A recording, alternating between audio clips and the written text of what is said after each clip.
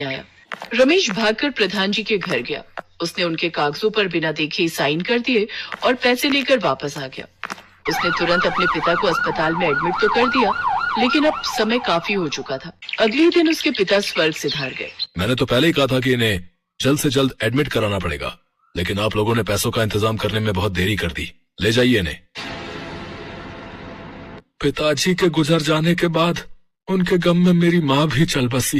मैं इधर उधर साफ सफाई और झाड़ू लगाने का काम करने लगा। अब वो घर मुझे काटने को दौड़ने लगा था।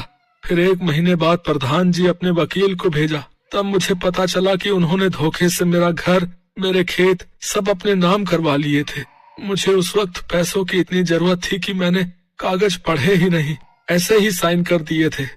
रमेश की कहानी सुनकर ममता की आंखों में आंसू आ गए। आप चिंता मत कीजिए, जो बीत गया उसका तो कुछ नहीं कर सकते, लेकिन जिन्होंने हमारे साथ गलत किया है उनसे हम बदला तो जरूर लेंगे।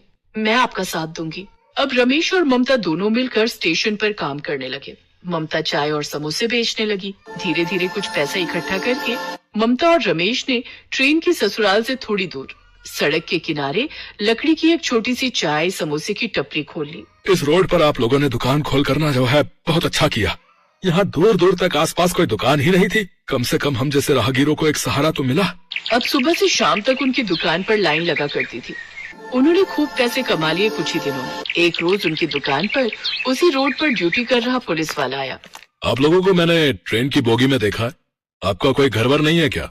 ममता और रमेश ने अपनी सारी कहानी उस पुलिस वाले को सुना दी। कहानी जानने के बाद पुलिस वाले ने कहा, कानूनी रूप से तो आपका घर और खेत अब उस प्रधान का ही हो गया है, पर इसमें कानून का ही दिमाग लगाकर मैं आप लोगों की जमीन वापस कराऊंगा। भाभी जी, आपको तो प्रधान ने कभी देखा नहीं होगा। नहीं, मैं कभी उस गांव गई ही नहीं। कल मैं सादी वर्दी में आपके साथ भाभी जी उस प्रधान के घर चलेंगे। रमेश जी, आप दूर खड़े रहना। अगले दिन पुलिस वाला ममता के साथ अपनी कार से प्रधान के घर पहुंचा। प्रधान जी, मैं इन मैडम का मैनेजर हूँ। दरअसल ये इस गांव में एक साबुन की फैक्ट्री डालना चाहती हैं। आपकी परमिशन लेने आया हूँ। अगर आप परमिशन देते हैं तो हम आपको 1 करोड़ रुपए देंगे। अरे ये तो बहुत अच्छी खबर है भाई। फैक्ट्री खुल जाएगी तो हमारे बेरोजगार लौंडों को जो है काम मिल जाएगा है, और हमारा भी कुछ भला हो जाएगा है। मैनेजर, इनसे परमिशन लेटर पर साइन करा लो और इन्हें 1 की जगह 2 करोड़ दे दो। प्रधान को लालच आ गया और उसने बिना पढ़े ही कागजों पर साइन कर दिया। बहुत बहुत धन्यवाद प्रधान जी, आसानी से काम हो गया। मैं हूँ इंस्पेक्टर पांडे। रमेश जी, आ जाइए। तभी रमेश भी वहाँ आ गया।